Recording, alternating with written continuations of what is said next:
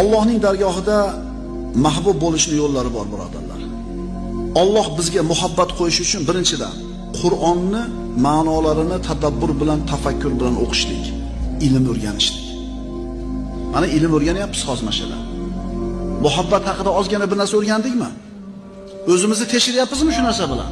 Menda jinday ozroq ekan. Menda boshqa yo'q ekan muhabbat unaqa bo'lsa.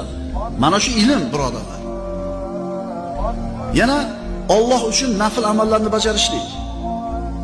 Va ma yazalu abdi yataqarrabu ilayya bin nawafil hatta uhibba. Bandam deyapti Alloh. Nafl amallarni qilib boraveradi, nafl amallarni qilib boraveradi, farzlarni qilib bo'lgandan keyin men shu bandani yaxshi ko'rib qolaman deyapti. Sunnat namozni o'qish, nafl amallarni qilish degani. Sunnatni o'qiradi, nafl ro'zani tutaveradi, sunnat amalni qilaveradi, sunnat namozni o'qiradi, men yaxshi ko'rib qolaman shu bandamni deyapti. Yana